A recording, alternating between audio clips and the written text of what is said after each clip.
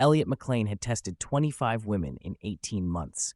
25 dates where he pretended his card declined, where he wore clothes from Goodwill, where he drove a car that barely started.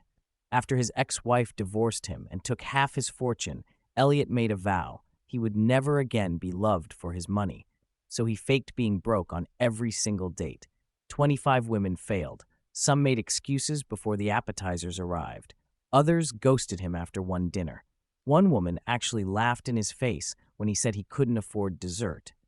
Then he met Aurora Bennett, a waitress working double shifts just to keep her little brother alive. A woman who had every reason to walk away from a man with empty pockets. But when Elliot's card declined at their first dinner, Aurora didn't flinch. She pulled out her tip money, still warm from her apron, and paid the bill without hesitation. 3 dates later, she was still there. Elliot was worth $43 million. He owned a tech empire. His penthouse had a view most people only saw in magazines, and Aurora had no idea. Tonight was the final test. If she passed, he would tell her everything. If she failed, he would walk away like he always did. But sitting across from her now, watching her smile despite the exhaustion carved into her face, Elliot realized something that terrified him. What if she passed the test and then hated him for ever giving it? Hey there, beautiful souls. Before we dive deeper into Elliot and Aurora's story, let us know in the comment section where in the world you're tuning in from. We love seeing how far our stories reach across the globe. And if this story is already pulling at your heartstrings, don't forget to hit that subscribe button and turn on notifications so you never miss a Soul Tales story. Trust me, you'll want to see how this one unfolds. Elliot first saw Aurora on a Tuesday afternoon, sitting alone in his car outside a diner he never noticed before. He just walked out on date number 23, a woman who ordered lobster and champagne, then discovered a family emergency the moment his card declined. He was tired. Tired of the games. Tired of the testing. Tired of the hollow feeling in his chest every time another woman proved his ex-wife right, that love was just another transaction, that everyone had a price. The diner looked like it hadn't been updated since 1987. Cracked vinyl booths, flickering neon signs, the kind of place that probably served coffee in chipped mugs. Elliot almost drove past it. Then he saw her through the window. A waitress with dark hair pulled back in a messy bun, refilling an elderly man's coffee. When the man's hand shook and knocked over his water glass, she didn't sigh or roll her eyes like she had been on her feet too long. She just smiled, a real smile, the kind Elliot hadn't seen in months, and cleaned it up while asking if he needed anything else. Something about that moment stopped him. Elliot parked his car and went inside. He came back the next day, and the day after that. Each time, he watched her move through the diner with that same patient kindness, even when customers were rude, even when she was clearly exhausted. On his 4th visit, she finally approached his table with the coffee pot. "You keep ordering black coffee and sitting here for 2 hours," Aurora said, a hint of amusement in her tired eyes. "Either you really love our coffee or you're working up the courage to say something." Elliot felt heat creep up his neck. "Is it that obvious?" "A little bit." She refilled his mug even though it was still half full. "So what is it? Are you selling something? Because I can't afford whatever it is." "No, Elliot laughed despite himself. "I wanted to ask if you might want to get coffee sometime. Somewhere. That's not here, though I understand if your answer is no, given that you probably see enough coffee at work." Aurora studied him for a long moment, and Elliot wondered what she saw. He dressed down deliberately, a faded jacket he picked up at Goodwill, old jeans, scuffed sneakers. His usual watch, worth $47,000, sat in his nightstand at home. The wedding ring he finally stopped wearing sat in a drawer next to it.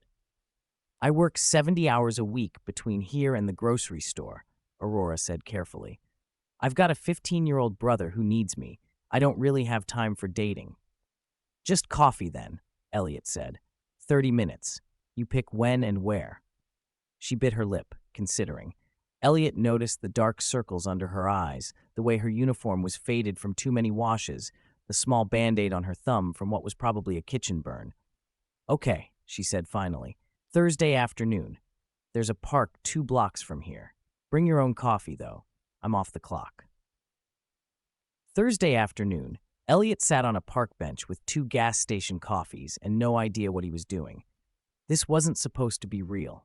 This was supposed to be another test, another way to prove what he already knew about people. But when Aurora showed up in jeans and a sweater that had been mended at the elbow, hair down around her shoulders for the first time, something in Elliot's carefully constructed plan started to crack. "Sorry I'm late," she said, slightly breathless. "Diego had physical therapy, and it ran over." "Diego?" "My brother." Aurora took the coffee he offered and sat down, leaving a careful distance between them. "He's got a degenerative muscle condition. Some days are better than others." She said it matter-of-factly, like she was commenting on the weather. No plea for sympathy, no heavy sigh, no invitation for him to ask probing questions. Just a fact of her life. "That must be hard," Elliot said quietly. Aurora shrugged. "It is what it is. Our parents died in a car accident 3 years ago. I'm all he's got." She took a sip of coffee and made a face. "God, this is terrible. Why did I suggest bringing our own?" Elliot laughed, surprised by her ability to shift the mood. "I thought it was pretty bad too, but I didn't want to insult your recommendation. I work at a diner. I have no excuse for bad coffee recommendations." Aurora smiled, and Elliot felt that crack in his chest widen. "So what about you? What's your story, Elliot?" He rehearsed this part. The lies came easily now after 25 practice runs. "I work in tech support. I live in a small apartment across town. I've got an 8-year-old daughter, Sophia, joint custody with my ex-wife." "That must be hard too," Aurora echoed his words back to him. "The custody thing." Elliot looked down at his terrible coffee. This was usually where he deflected, kept things surface level, and maintained the character he built. But something about the way Aurora had shared her own burden so simply made him want to be honest, or as honest as he could be while still lying about everything that mattered. "My ex-wife remarried," he said. "Someone with more money, more status, more of whatever it was I wasn't giving her. The divorce taught me that people leave when things get hard or when someone better comes along." Aurora was quiet for a moment. "I'm sorry that happened to you." "It's fine. It was 2 years ago." "That doesn't mean it doesn't still hurt." Elliot looked up, startled by the simple truth of that statement. How many people had told him to move on, get over it, that he was better off without her? How many times had he pretended the betrayal didn't still wake him up some nights? "No," he admitted, "I guess it doesn't." They sat in comfortable silence, drinking terrible coffee and watching kids play on the swing set across the path. Elliot couldn't remember the last time silence felt comfortable instead of awkward. "So what made you ask me out?" Aurora asked suddenly. "I'm not fishing for compliments. I'm genuinely curious. You don't seem like the kind of guy who usually hangs around diners." Elliot chose his words carefully. "I watched you help that old man when he spilled his water. You were kind to him. Not just customer service kind. I don't see that very often." Aurora looked embarrassed. "That's just being a decent human. You will be surprised how rare that is." She met his eyes then, and Elliot saw something in them he hadn't expected. Recognition. Like she understood exactly what he meant. Like she was disappointed by people too. "Yeah," Aurora said softly. "I guess I wouldn't be that surprised." Their 30 minutes turned into an hour, then 2. Aurora told him about Diego's small victories, how he managed to hold a fork by himself last week, how his physical therapist thought the new medication might be helping. Elliot told her about Sophia's obsession with astronomy, how she made him lie on the living room floor and point out constellations on the glow-in-the-dark stars she stuck to the ceiling. He didn't tell her the ceiling was 14 feet high in a penthouse worth $8 million. He didn't tell her Sophia's school cost $60,000 a year. He didn't tell her that the small apartment he supposedly lived in was actually an entire building he owned as an investment property. When Aurora finally checked her phone and jumped up with a curse, apologizing because she had to get to her evening shift at the grocery store, Elliot felt something close to panic. "Can I see you again?" The question came out more desperate than he intended. Aurora hesitated, slinging her bag over her shoulder. "I don't know if that's a good idea." "Why not?" "Because I can't afford to date someone right now, Elliot. I mean that literally. Every dollar I make goes to Diego's medical bills or keeping a roof over our heads. I can't do dinners or movies or whatever normal people do. And you seem nice, so I don't want to waste your time." Elliot's mind raced. This was perfect, actually. She just handed him the exact setup he needed. A woman who couldn't afford anything, who wouldn't expect him to spend money, who would be the ultimate test of whether someone could love him without wealth. But the words that came out of his mouth surprised him. What if we just do this? Parks, bad coffee, talking. I'm not exactly rolling in money either. Aurora studied his face, searching for something. Elliot held his breath. "Okay," she said finally. "Yeah, let's do this again." As Elliot watched her walk away toward her second job of the day, he told himself this was still just a test. He almost believed it. Their second date happened on a Sunday evening at a small Italian restaurant Elliot had chosen specifically for this moment. Not expensive, but nice enough that the bill would matter to someone living paycheck to paycheck. Nice enough to make the test count. Aurora showed up 10 minutes late, slightly breathless and apologetic. "Sorry, Diego had a bad day. It took longer to get him settled than I thought." "Is he okay?" Elliot asked, and was surprised to find he actually wanted to know. "Yeah, just one of those days where his muscles don't cooperate. He gets frustrated." She slid into the booth across from him, tucking a strand of hair behind her ear. She changed out of her work uniform into a simple blue dress that looked like it had been thrifted. "But his nurse is with him now, so we're good," they ordered. Aurora chose the cheapest pasta on the menu, despite Elliot's encouragement to get whatever she wanted, and they fell into easy conversation. She told him about a customer who left a $50 tip that morning, how she almost cried in the walk-in freezer because it meant she could buy Diego the science textbook he had been wanting. Elliot's chest tightened. He could have bought 1,000 textbooks without blinking. Instead, he nodded and said, "That's amazing. He's lucky to have you." When the check came, Elliot executed his plan. He pulled out his wallet, made a show of checking inside, then let his face fall into practiced embarrassment. "Oh no!" He patted his pockets, checking his jacket. "I thought I grabbed my debit card this morning, but I must have left it at home. I'm so sorry." Hey, it's okay." Aurora was already reaching for her purse. "Happens to me at least once a week. I've got it." Elliot watched her pull out 2 20s, probably tip money from the diner, and hand them to the waitress. No hesitation, no disappointment flickering across her face. No sudden need to leave early. She just smiled at him like it didn't matter at all. "I'll pay you back," Elliot said, hating himself a little. "Don't worry about it. You can get the next one." Aurora stood, gathering her coat. "I should get going anyway. Early shift tomorrow." As Elliot drove home that night to his penthouse with its floor-to-ceiling windows and his daughter asleep in her bedroom that was bigger than most studio apartments, he told himself he felt triumphant. Aurora had passed another test. So why did he feel sick? Their third date was a walk through the city because Elliot's car had broken down. Another lie. Another test. His actual car, a Tesla Model S, sat in his private parking garage while he drove the beat-up Honda Civic he bought specifically for this charade. "I don't mind walking," Aurora said when he apologized for the third time. "I walk everywhere anyway. Gas is expensive, and the bus system here is actually pretty good." They walked for 2 hours, weaving through streets as the sun set and the city lights flickered on. Aurora told him about her parents, how her mom used to sing while cooking dinner, how her dad would read Diego bedtime stories in different character voices. "I tried to do the voices like he did," Aurora said quietly, "but I'm terrible at it. Diego laughs anyway, which I think is more out of pity than anything else." Elliot found himself telling her things he hadn't told anyone. About how Sophia had nightmares after the divorce, how she'd asked him if mommy left because she didn't love her anymore. About the guilt that ate at him every time he worked late, every time he missed a school event, every time he felt like he was failing at the one thing that truly mattered. "You're not failing," Aurora said firmly. They stopped walking, standing under a streetlight on an empty corner. "Sophia is loved. That's what matters. Trust me. As someone who's raising a kid, it's not about being perfect.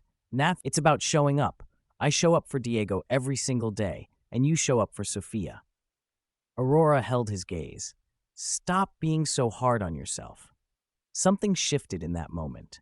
Elliot felt the carefully constructed walls he built start to crumble, and it terrified him. This was supposed to be a test, a way to prove that people were predictable, that everyone had a breaking point, that his ex-wife had been right about human nature. But Aurora kept not breaking. Their fourth date was coffee at the park again. Their fifth was a free outdoor concert where they sat on the grass, and Aurora fell asleep on his shoulder during the second half. Elliot sat perfectly still for 45 minutes, afraid to move and wake her, thinking about how she worked 70 hours a week and probably hadn't had an poor, uninterrupted night's sleep in years. By their sixth date, Elliot was in trouble, and he knew it. They were at a street fair, walking past booths selling handmade jewelry and overpriced lemonade. Sophia had begged to come along. She's been asking about Daddy's friend for weeks, and Elliot had reluctantly agreed after getting Aurora's permission. Watching Sophia and Aurora together made Elliot's throat tight. Aurora didn't talk down to her or do that weird adult voice people used with kids. She just talked to Sophia like a person, asking about her favorite planets and listening intently to an 8-year-old's rambling explanation of black holes. "Can Aurora come to my school play?" Sophia asked as they shared a funnel cake. "Please, Daddy. She said she likes theater." Elliot looked at Aurora, expecting her to make an excuse. Instead, she smiled. "When is it?" "Next Thursday at 7. I work until 6, but I can make it work." Aurora caught Elliot's eye. "If that's okay with you." It wasn't okay. It was the opposite of okay, because Elliot was falling for someone he was actively lying to, and every day the lie got bigger and harder to maintain, and he had no idea how to stop it without losing everything. "Yeah," he said, "that would be great." That night, after dropping Sophia off at his ex-wife's house and driving home alone, Elliot stood in his penthouse living room and looked at the life he built. The furniture that cost more than most people made in a year. The art on the walls. The view of the city stretching out below him like a kingdom he conquered. None of it meant anything. He thought about Aurora in her small apartment with the mended sweater and the tip money carefully saved for her brother's textbook. He thought about how she offered to pay for dinner without a second thought. How she fell asleep on his shoulder because she trusted him. How she talked to Sophia like she mattered. Elliot pulled out his phone and stared at his assistant's number. One call. That's all it would take. He could have a background check on Aurora within hours. Could verify every story she told him. Could confirm she was who she said she was. Could prove this was all real. His finger hovered over the call button. He put the phone down, because if he checked, if he verified, if he turned this into just another transaction, then he was no better than his ex-wife. No better than all the people who taught him that love was just another thing you could buy, sell, or negotiate. Before we continue, here's something I want to ask you, beautiful souls. Have you ever had to choose between protecting your heart and being vulnerable with someone? Drop your thoughts in the comments. And if you're invested in Elliot and Aurora's story, smash that subscribe button so you don't miss what happens next. Aurora showed up to Sophia's play on Thursday, wearing the same blue dress from their second date. She clearly came straight from work, her hair still up in its waitress bun, and she brought Diego with her in his wheelchair. Elliot's heart stopped when he saw them in the audience. He told himself this was still controlled, still a test he could walk away from. But Diego was here. Aurora had brought her brother, the person she was sacrificing everything for, to meet Elliot's daughter. That meant something. That meant she was letting him into her real life, the parts that mattered. After the play, Sophia insisted they all go for ice cream. Elliot's mind raced as he calculated the cost for 5 people, wondering if he should forget his wallet again, or if that would be pushing too far. "My treat," Aurora said before he could speak. "Sophia was amazing tonight. We're celebrating." "Aurora, you don't have to. I want to." She was already heading toward the ice cream shop, pushing Diego's wheelchair with one hand and holding Sophia's hand with the other. "Besides, I actually got a raise this week. 25 cents an hour, but still, big money." She said it like a joke, but Elliot heard the pride underneath. 25 cents an hour mattered when you were counting every dollar. They sat outside the ice cream shop, the 5 of them crowded around a small table. Sophia and Diego were deep in conversation about some video game. Elliot's ex-wife, Victoria, was checking her phone with barely concealed impatience. Elliot sat there watching Aurora lick chocolate ice cream off her thumb, laughing at something Diego said, looking more beautiful than any woman he had ever seen in a designer dress. "She's really great with kids," Victoria said quietly, nodding toward Aurora. "Where did you find her?" "A diner," Elliot said. "Well, she's good for Sophia, I can tell." Victoria stood, gathering her purse. "Come on, sweetie, we need to get going." After they left, it was just Elliot, Aurora, and Diego. The night had turned cool, and Aurora shivered slightly in her thin jacket. "Here." Elliot started to take off his coat. "I'm fine," Aurora protested, but he draped it over her shoulders anyway. Diego grinned. "You guys are cute. It's disgusting." "Diego," Aurora's face flushed. "What? It's true." Diego looked at Elliot with the brutal honesty only teenagers possessed. "You make my sister smile. She doesn't smile enough. So thanks, I guess." Elliot felt something crack completely open in his chest. Not the careful crack he felt before, the one he could still control. This was a full break, messy and irreparable. "Diego, you're embarrassing me," Aurora muttered. "Good, you embarrass me all the time." Diego wheeled himself a few feet away, giving them space. "I'm going to look at that bookstore window. Come get me when you're done being gross." Aurora laughed, shaking her head. Then she looked at Elliot, and her smile softened into something more serious. "Thank you for tonight, for including Diego. Most guys I've dated, back when I had time to date, they didn't want to deal with a brother in a wheelchair." "Most guys are idiots," Elliot said. "Yeah." Aurora moved closer. Close enough that Elliot could smell her shampoo, something simple and clean, probably from the dollar store. "You're not like most guys, are you?" Elliot thought about his penthouse, his company, his bank account, the elaborate lie he constructed around himself. "No," he said quietly, "I'm really not." Aurora kissed him then, soft and careful, like she was asking a question. Elliot kissed her back, tasting chocolate ice cream and knowing with absolute certainty that he was about to destroy the best thing that had happened to him in years. Because he couldn't keep lying to her. Not anymore. Not when she looked at him like he was worth something beyond his bank account, worth something real and true. But he couldn't tell her the truth either, because the truth meant she'd know he's been testing her, manipulating her, lying to her for weeks. There was no good way out of this. As Elliot drove home that night, he made a decision. Tomorrow, he would tell Aurora everything. He would confess, apologize, and accept whatever happened next, even if it meant losing her, especially if it meant losing her. Because that's what you do when you actually love someone. You tell the truth, even when it costs you everything. Elliot didn't sleep that night. He sat in his home office staring at his phone, rehearsing the words he'd say to Aurora. Every version sounded worse than the last. "I'm sorry, but I've been lying to you. I'm actually a millionaire. Remember how I pretended to forget my wallet? That was a test. Everything you thought you knew about me is fake." By morning, he drafted and deleted 17 text messages asking her to meet him. Finally, he just called. "Hey," Aurora answered, sounding tired. "Everything okay? You never call this early. Can we meet today? It's important." A pause. "Elliot, you're scaring me. What's going on?" "I just need to talk to you, please." "Okay, the park around 2? Yeah, thank you." After he hung up, Elliot sat in the silence of his penthouse and wondered if this would be the last time she'd agree to see him.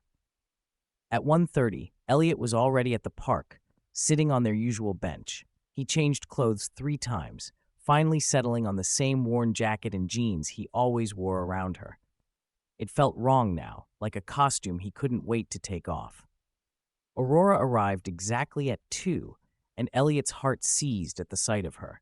She was wearing her work uniform, clearly coming from a morning shift. Her hair was falling out of its bun, and she had that exhausted look he came to recognize. But she smiled when she saw him, that genuine smile that made him feel like the worst person alive. "Okay, you've got me worried," Aurora said, sitting down beside him. "What's so important?" Elliot took a breath. "Just say it. Just tell her." "I haven't been honest with you." Aurora's smile faded. "What do you mean?" "I mean," Elliot forced himself to look at her. "I'm not who you think I am. I don't work in tech support. I own a tech company, a successful one, and I don't live in a small apartment. I have a penthouse downtown, and my car didn't break down, and I didn't forget my wallet, and I'm not struggling financially." Aurora stared at him, her expression unreadable. "I don't understand." "I'm a millionaire, Aurora. I have been this whole time. Everything I told you about my finances was a lie." The silence stretched between them like broken glass. Elliot watched emotions flicker across Aurora's face. Confusion, then disbelief, then something that looked like it hurt. "Why?" Her voice came out small. "Why would you lie about that?" "Because I wanted to know if someone could love me for who I am, not what I have." The words tumbled out faster now. "My ex-wife cheated on me with my business partner. She left me for someone with more money, more connections. The divorce taught me that people only care about what you can give them. So I started testing women, pretending to be broke on dates, seeing who would stay." "Testing?" Aurora repeated the word like it was foreign. "You were testing me?" "Yes. No, I mean," Elliot ran his hand through his hair. "At first, yes, but then it became real. You became real, and I didn't know how to stop lying without losing you." Aurora stood up abruptly. "I need to think." "Aurora, please." "No." She held up her hand, and Elliot saw it was shaking. "You let me pay for dinner with my tip money. Money I needed for Diego's medication. You watched me worry about whether I could afford gas, whether I could take an afternoon off work. And the whole time you were what? Taking notes? Seeing if the poor girl would pass your test?" "It wasn't like that." "Then what was it like, Elliot?" Aurora's voice cracked. "Because from where I'm standing, it looks like you played games with someone who didn't have the luxury of playing games back." Elliot felt panic rising in his chest. "I know I messed up. I know I should have told you sooner, but everything else was real. The way I feel about you, the way I feel about Diego, the conversations we had, that was all real." "How am I supposed to know what's real?" Aurora wrapped her arms around herself. "You lied about everything. For all I know, you lied about having feelings too." "I didn't. I swear I didn't. I don't know if I can believe you." Aurora's eyes were filled with tears, and Elliot had never hated himself more. "I thought you understood me. I thought you knew what it was like to struggle, to worry about money, to feel like you're barely keeping your head above water, but you were just pretending. You were a tourist in my life." "That's not fair." "Fair?" Aurora laughed, but there was no humor in it. "You want to talk about fair? I work 70 hours a week to keep my brother alive. I haven't bought myself new clothes in 2 years. I ate cereal for dinner last week because I had to choose between feeding myself and paying for Diego's physical therapy. And you were playing dress-up in Goodwill clothes and watching me like I was some kind of social experiment." "Aurora, I need to go." She was already walking away, moving fast. "I need to think. Don't call me." Elliot watched her leave, every instinct screaming at him to chase after her, to fix this, to make her understand. But he stayed on the bench because maybe that's what he deserved, to sit alone with the consequences of his choices. 3 days passed. Elliot called twice. Aurora didn't answer. He texted. Nothing. He showed up at the diner, but her manager said she called in sick. Sophia noticed immediately. "Where's Aurora? Is she coming over this weekend?" "I don't think so, sweetheart." "Why not? Did you have a fight?" "Something like that." "Did you apologize?" Elliot looked at his 8-year-old daughter, who somehow understood relationships better than he did. "I tried." "Try harder, Daddy. That's what you always tell me to do." On the 4th day, Elliot's assistant knocked on his office door. "Sir, there's someone here to see you. An Aurora Bennett. She doesn't have an appointment, but she says it's personal." Elliot's heart stopped. "Send her in." Aurora walked into his office, and Elliot saw her take in the space, the floor-to-ceiling windows, the expensive furniture, the view of the city. She looked small standing there, still in her diner uniform, surrounded by evidence of everything he hid from her. "So this is your real life," she said quietly. "Yes, it's nice." Aurora walked to the window, looking out at the skyline. "I've never been this high up before. You can see everything from here." Elliot didn't know what to say, so he said nothing. "I've been angry at you for 4 days," Aurora continued, still looking out the window. "Really, really angry. I told Diego what happened, and he said you were a jerk who didn't deserve me." "He's probably right." "He is right." Aurora turned to face him. "But then I kept thinking about something. You told me the truth. You didn't have to. You could have kept lying, and I never would have known. But you told me anyway, even though you knew I'd be angry, even though you knew it might end things. I couldn't keep lying to you. Why not? You've done it for weeks already. Because I love you. The words came out raw and honest. And lying to someone you love isn't love at all. It's just another kind of using them. Aurora's eyes filled with tears again. You hurt me, Elliot. I know. I'm so sorry. I don't know if I can trust you again. I know, but I want to try. Aurora wiped at her eyes. I must be crazy, but I want to try. Because the truth is, I fell in love with you too. The real you, underneath all the lies. The guy who listens when I talk about Diego. The guy who makes Sophia laugh. The guy who kisses me like I'm the only person in the world. Elliot crossed the space between them in 3 steps, pulling Aurora into his arms. She let him, burying her face in his chest. I don't care about your money, she said, her voice muffled. I never did. I care that you didn't trust me enough to just be yourself. I was scared. I know, I'm scared too. Aurora pulled back to look at him. But if we're going to do this, no more lies, no more tests, just us, figuring it out together. Just us, Elliot agreed. I promise. And you're paying me back for all those dinners, Elliot laughed, the sound breaking through the tension. Deal. Aurora smiled then, tentative but real. Also, Diego wants to meet the real you. Fair warning, he's going to give you so much grief about this. I deserve it. Yeah, you do. Aurora kissed him softly. But you're going to make it up to us, both of us, however long it takes. What would you have done in Aurora's shoes? Would you have walked away, or would you have given Elliot a second chance? Let us know in the comments below. We love hearing your perspectives on these tough situations. 6 months later, Elliot stood in his kitchen making breakfast while Sophia and Diego argued over what to watch on TV. Aurora was curled up on the couch with a medical journal, researching new treatments for Diego's condition. She cut back to 40 hours a week at the diner, her choice because she liked the work and the people, but now she actually had time to breathe. Elliot had set up a trust for Diego's medical expenses, not because Aurora asked, she hadn't, but because it was the right thing to do. Because family took care of family, and somehow, against all odds, they became a family. Daddy, Diego says space is boring, Sophia announced indignantly. I said black holes are boring, Diego corrected. The rest of space is cool. Black holes are the coolest part. Elliot caught Aurora's eye from across the room. She was smiling, the exhaustion he first noticed gone from her face. She looked happy. She looked home. I love you, Elliot mouthed. I know, Aurora mouthed back, her smile widening. It wasn't perfect. They still had arguments about money. Aurora hated when Elliot tried to buy her expensive things, saying it made her uncomfortable. They still had hard conversations about trust, about the lies that had started everything. Some days were harder than others, but it was real. Finally, completely real. And that was worth more than any test Elliot could have designed. 3 months after that, Elliot took Aurora back to the park where they had their first real conversation over terrible gas station coffee. Why are we here? Aurora asked, laughing as he led her to their bench. Because this is where I fell in love with you, Elliot said. The real moment. Not when I was testing you or pretending to be someone else. Right here, when you told me it was okay to still hurt from my divorce. When you saw me. Aurora's eyes softened.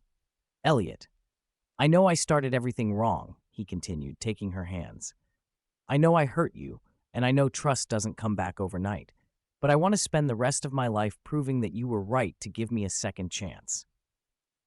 He pulled out a small velvet box, and Aurora's breath caught. I'm not asking you to marry me today, Elliot said quickly.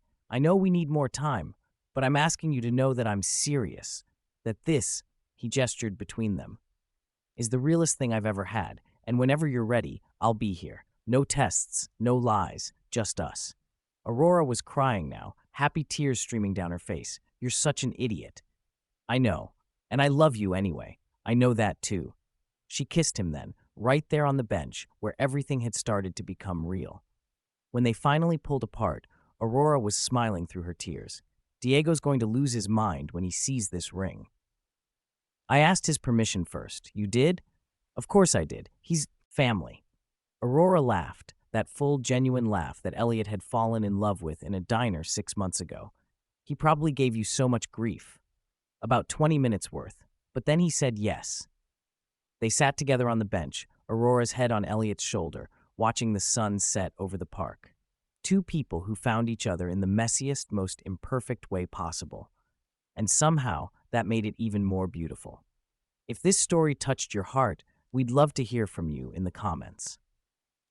Here's a question for you. Do you think Elliot was justified in testing Aurora? Was he protecting his heart, or did he cross a line? And for everyone watching, if someone you loved admitted they've been testing you like this, could you forgive them? Drop your answers in the comment section below. We want to hear your thoughts. And don't forget to subscribe to Soul Tales for more stories about love, trust, and second chances. Hit that like button and share this with someone who needs to hear it today. Thanks for watching, beautiful souls.